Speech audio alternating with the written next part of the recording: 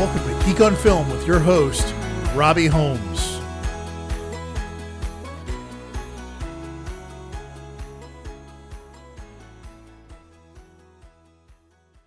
Hello, it's been a minute. I'm so glad to be back with you. This is Robbie, and I will be talking about Deadpool and Wolverine a little bit later than I wanted to, and a little recap of another series that makes sense after the last episode. So I've got a lot going on. I apologize about not being as consistent. I will probably be putting out more short form reviews, trying to stick with a movie I see in the theater and maybe two or three that I just saw since then. Just because I'm not recording as often doesn't mean I'm not watching like a madman. If you go and you check out my Letterboxd account, I'm Robbie the Geek on Letterboxd. You'll see just how much I've been up to. I just haven't had the time to take a step back and record. So thanks for hanging in there, and I'm excited to be back in your ears.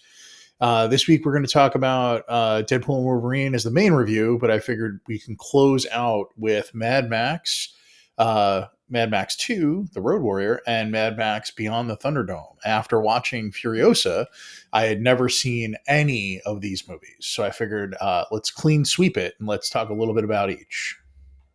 All right, here we go. Let's take a look at Mad Max. So these movies were an absolute blind spot for me. I realized that because I was so in love with Mad Max Fury Road, and I enjoyed Furiosa that I really wanted to go back. And I'm really impressed with what was able to be accomplished in this first movie. So I know that George Miller, after listening to a bunch of podcasts about him and about the entire Mad Max ecosystem, that he was a surgeon and he saw an epidemic of car-related deaths in Australia. He felt like America had a gun problem and Australia had a car problem. So it's interesting to see the movie that he ended up creating to start it all off, which was sort of the beginning of what the Mad Max movies eventually become. You can see pretty clearly from Mad Max 2 on, I feel like, where we're going. But that first movie is this sort of origin story where you get to see like a fresh-faced Mel Gibson just absolutely show up on the scene and be charismatic and charming, and whether or not he's a good person, you can't take your eyes off him in that first movie. He feels like he was born to play Max. It's an absolutely surprising debut performance. The movie is still set when there's things in translation from like normal society into the world that we eventually know. And things are starting to go that way. So there are starting to be roving bands. There are starting to be people who are outside of society. I think the big notes here are Toe Cutter was the original villain in this movie, Hugh Keys Byrne, and he is the leader of a gang of marauders, basically, on motorcycles mostly. And it's a film that chases down and shows what made Max Max. So he left being a police officer in this ecosystem, and he tries to make a life with his wife, played by Joanne Samuel as Jessie, and they hunt them down, and Toe Cutter and his crew kill her on the road. They run her down, and it's pretty sad when it comes down to it. It really does leave you in this amazing world that you didn't expect. Yeah, I think this, from my perspective, was like a pretty amazing starting point, but I feel like it was the beginnings. You could see the origins of a lot of things. So I give this 3.5 stars over on Letterboxd. And it is currently streaming on Max. Of course, it's PVOD everywhere else. All right, here we are on to Mad Max 2. Let's take a look at the Road Warrior. According to our friends at IMDb, after eradicating Knight Rider's followers in Mad Max 1979, former patrolman Max Rockatansky now scavenges for food and precious petrol in the deserted highways and energy-starved Australia. Then Max stumbles upon a small oil refinery in the scorched wilderness. However, there's a catch. The community of survivors is under siege by a brutal biker warlord, Lord Humongous, and his barbarian marauders. Now, to get his hands on as much of the gas as he can carry, Max will have to provide the defenseless residents with a powerful truck. Using this method, they can transport gasoline safely. Of course, it is easier said than done. Is the road warrior up for the task? So this movie is released in 1981. And this movie was written by similar folks, but George Miller directed it. And this movie, as described in there, you hear is a pretty straightforward story. But I think the interesting pieces here is we meet up with a character named the Gyro Captain, played by Bruce Spence, that we will see again in the future.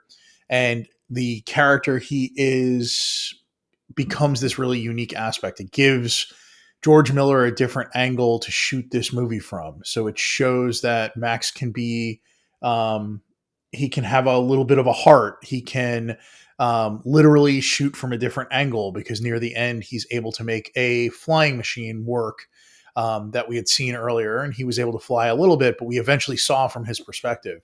So that character actually opened up the world from what George Miller could shoot and give us a different perspective on the world that he was creating.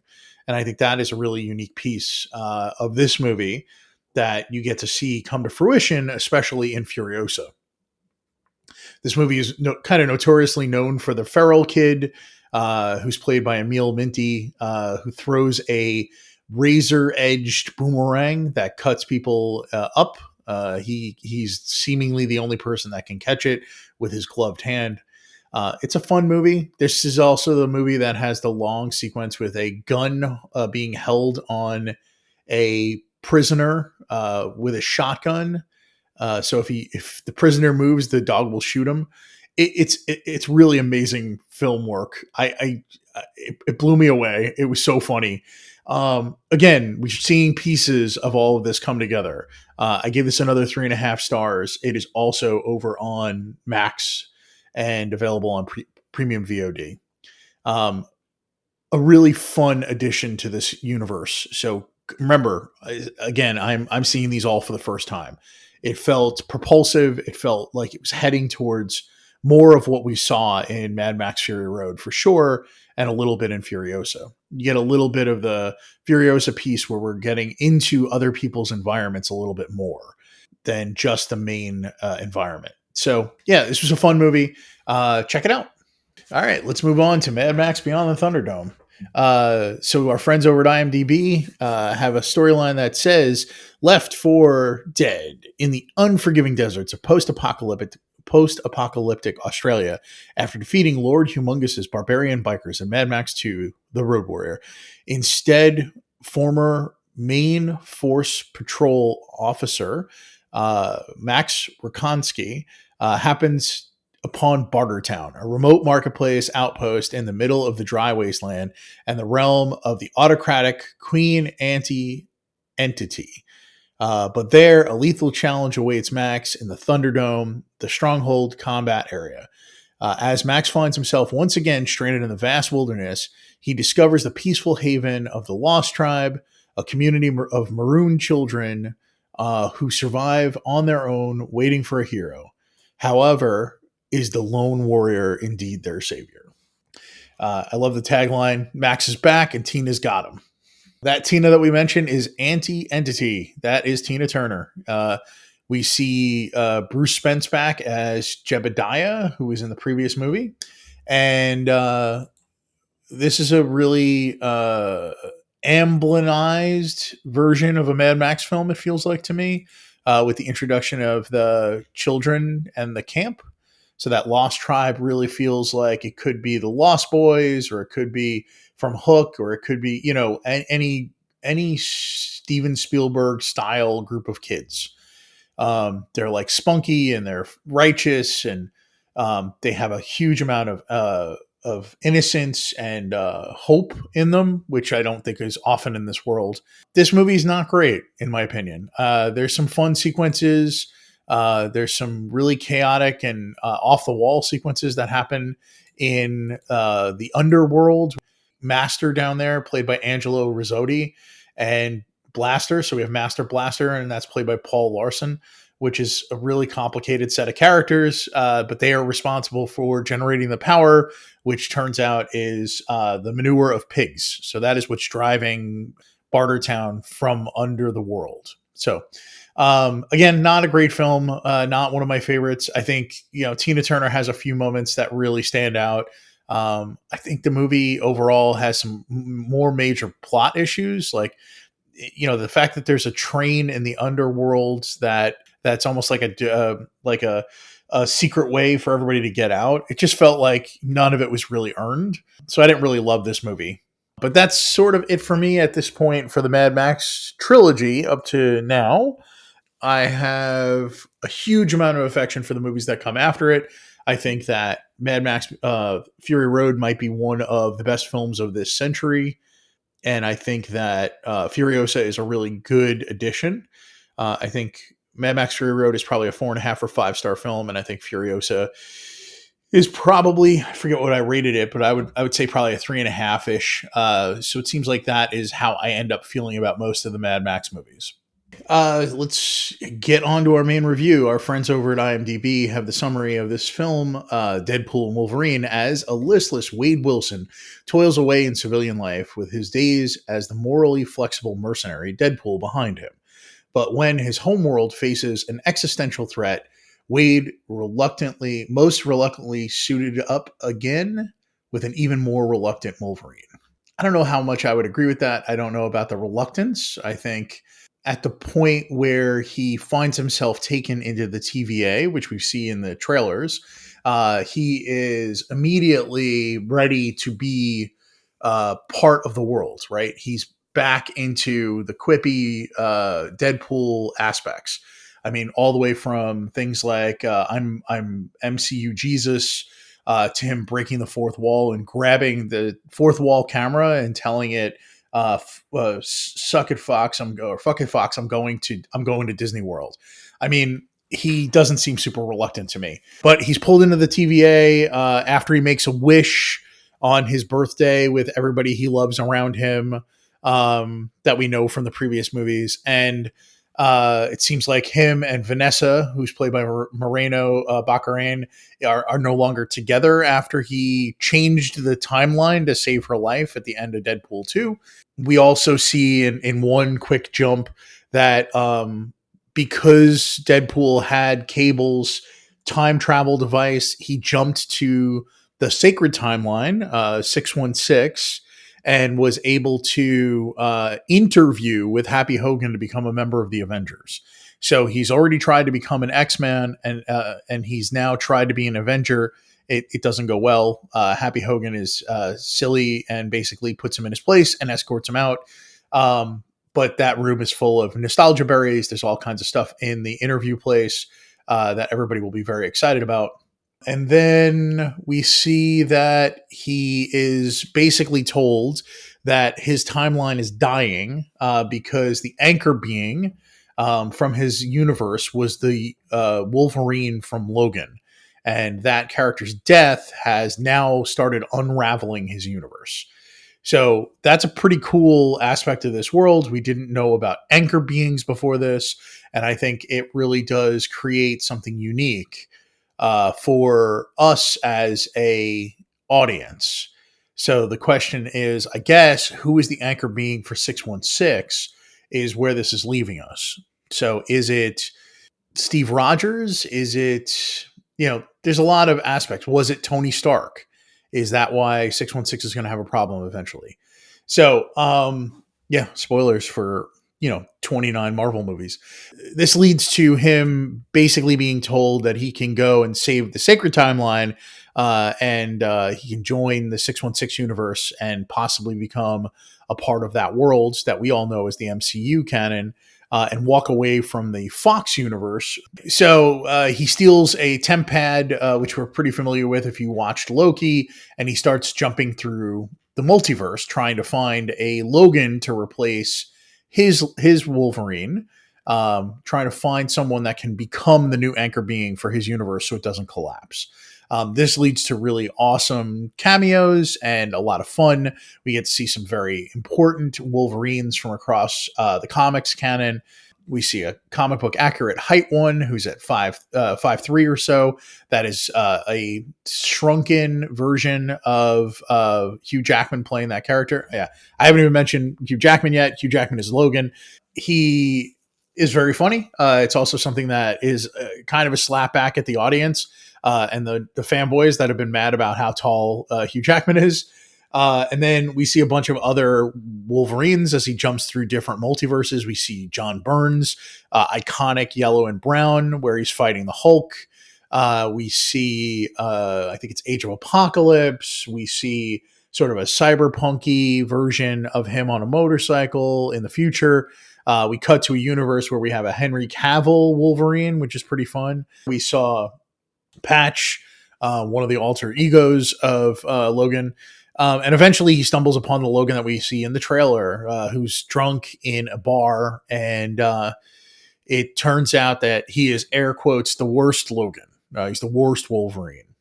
He let his people and his X-Men die. And then after, by being away from the mansion at a bar when humans came and killed all the mutants, and he went on a rampage and killed everyone. So he is both blames himself for the loss of his friends and blames himself for becoming a monster. And now that Wade has collected his Logan, the romp begins. So they end up getting put into the void. I forget how that actually happens. The universe for the Fox films is 1005. I just noticed it in my notes. So they end up getting zapped into the void as all kinds of stuff is happening at the TVA, and then they land in the void, and they immediately meet up with some variants of other characters we know.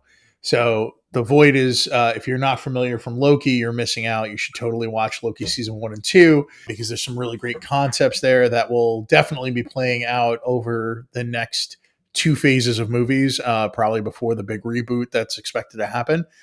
And here you run into all kinds of characters, but the initial one that we get is a really fun little hit where it looks like it's Chris Evans and he's wearing a blue suit, and you expect him to be Captain America, and instead of saying Avengers Assemble, he stands up and says Flame On, and it's Johnny Storm from the Fantastic Four movie that he played back in the Fox universe. Super fun. And then Marauders arrives, and it is a lot of the Fox X-Men mutant characters that we know from the past. Pyro's there, and there's a few others. You've got Juggernaut and Azazel, and I forget who else. But they eventually capture Deadpool and Wolverine and Johnny Storm, and they take them to their leader, who turns out to be Cassandra Nova. So she is the twin sister of Xavier, Charles Xavier, the leader of the X-Men, who was killed in the womb, died in the womb.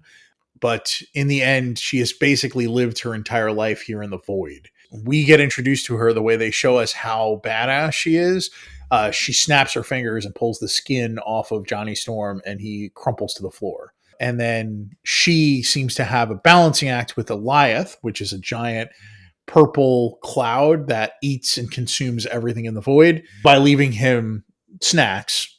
And she leaves Deadpool and Wolverine as snacks. They escape. They eventually find their way away, and they meet up and run into a variant of Wade himself called Nice Pool.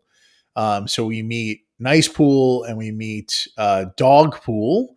So 2 variants, and that leads to pointing Logan and Deadpool towards a group of outsiders. So Deadpool and Logan eventually meet up with the outsiders, and in walks 4 outsiders into their lair, where Logan has been drinking all their alcohol. Elektra, played by Jennifer Garner. Blade, played by Wesley Snipes. We have Laura, played by Daphne Keane, X-23, and the big surprise was, I think, there.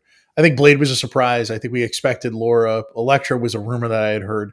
The big surprise was that we had Gambit walk in. So Channing Tatum, who 100% like walked in as the X-Men cartoon accurate version of Gambit, and it immediately leads to all kinds of chaos and fun because Gambit's character is Channing Tatum is playing it to the hilt. He's just sort of as Cajun sounding as he can get. Ryan Reynolds, Deadpool, constantly making fun of what he's saying, and it's fun. Again, not. It's cool. There's some good nostalgia there. I don't think we would have most of what we have as far as comic book movies go without Wesley Snipes and Blade. Elektra gets a chance to redeem a little bit. Jennifer Garner really still looks the part, and it feels like she had a really bad movie that she was able to walk away from without a lot of fun because it didn't seem like it was well received. And it's cool to have her back. And I think Daphne Keane as X-23 is fantastic. I think she is so good and such a great part of Logan, helping really solidify and add some emotional weight to this universe. So then that leads to them going to confront Cassandra Nova. They realize that they could really use a helmet that would block her powers. And we find out that there was a Magneto in the void and he was killed. But we still have Juggernaut, and his helmet could stop her power. So the Outsiders and Logan and Deadpool go attack Cassandra Nova and all of the Marauders, and it's quickly devolves into a pretty amazing looking fight sequence of the 4 Outsiders, all getting to really show off their characters and how awesome they are. Like, as much as Gambit seemed silly in the conversation piece, seeing a cartoon accurate Gambit's powers at play and how well it was done was super fun. So we get through this whole process. Eventually, they sneak the helmet onto her head, but in order to get away, they negotiate that they need to leave back to Deadpool's universe, so that way they can slow down the ripping of it. They have a machine called the Time Ripper. Might as well just be called MacGuffin 101, but it will speed up the process of the universe being destroyed. And we end up jumping through, and the answer to stopping them is an army of Deadpool known as the Deadpool Corps. And this is silly. It's like a beat 'em up, old school video game, Street Fighter style that moves left to right. And I'm talking like pre Street Fighter. But it's a lot like the X-Men games back in the day, the left to right side scrollers.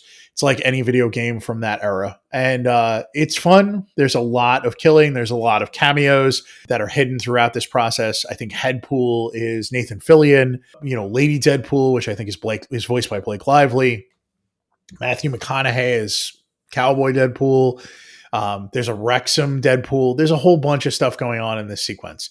But what we didn't really get was a focus on anything that made them unique. And they were sort of all just faceless, mindless red blobs that Wolverine and Deadpool Alpha or Prime rip through.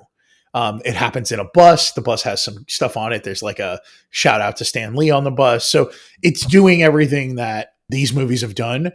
Of course, Deadpool and Wolverine get to the other end of the bus. They kill all the Deadpools, but the Deadpools start to stand up and resurrect.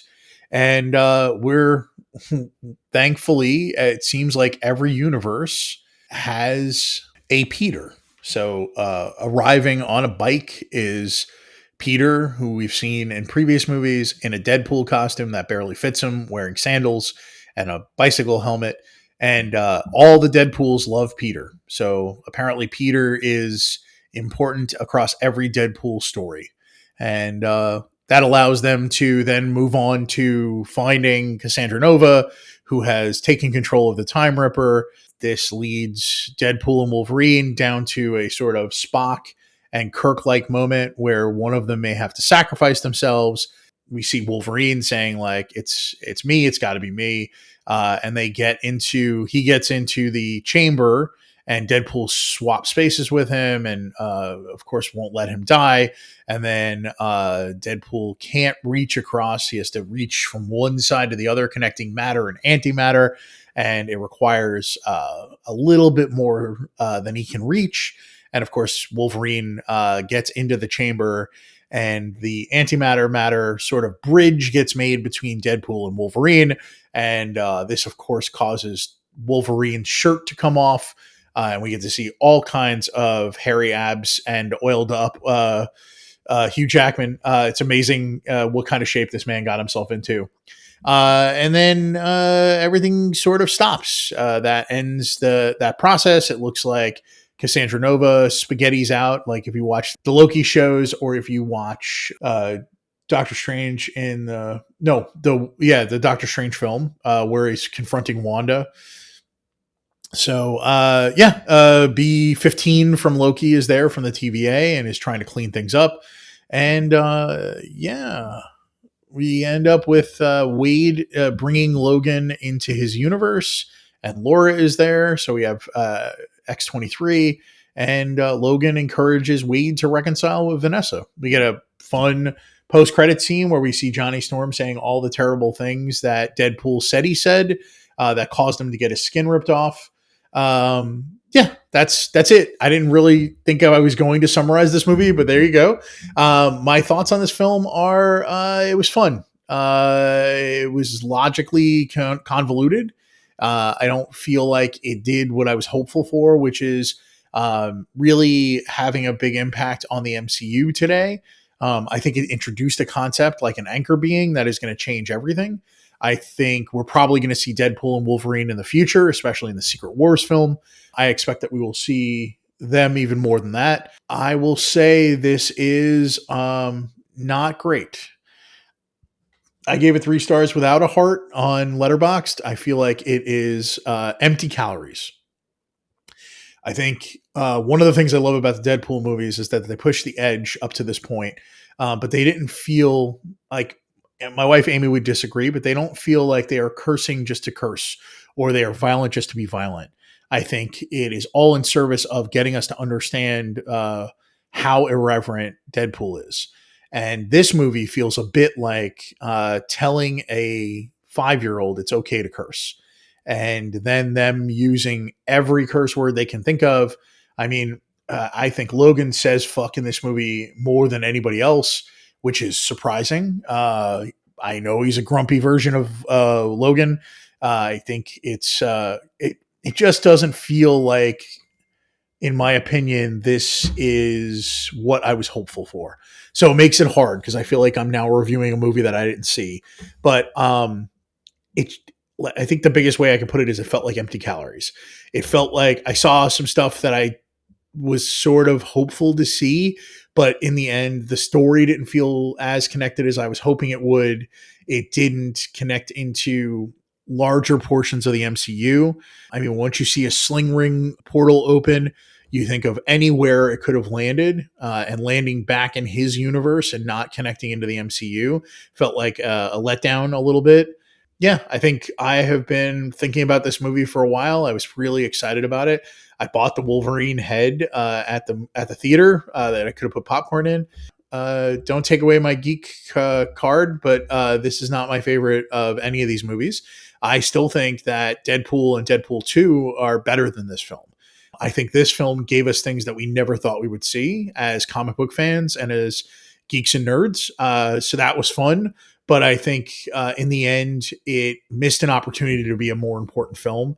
And it missed an opportunity to not just default to the easier violence jokes and large amounts of cursing, when they could have made it a little more. There could have been more weight to this movie. Yeah, I've been talking for a while. This feels like a lot more than I was expecting. But I promise to be back soon with reviews of some of the movies I've seen. Some of them might be a little retroactive, but I definitely saw Inside Out 2. I saw Trap. I saw a really great 40th anniversary of Close Encounters of the Third Kind with my wife. thank you so much for hanging in there. Thank you for me rambling through the summary of this film. If you didn't know all of the things that were going on, they should at least give you a heads up as to where it's going. I'm sorry I didn't say it earlier. This is not a movie I would take kids to. Probably 14, 15 at the earliest. I don't have kids, but that is my instinct is below that. There's so much violence, even though it is sort of cartoonesque. There's a lot of violence, lots of guns, lots of Wolverine claws. If one of your complaints in previous movies about Wolverine was that he didn't fight like Wolverine in the comics, boy, it's here. There's a sequence where Wolverine and Deadpool fight to AC/DC's Back in Black.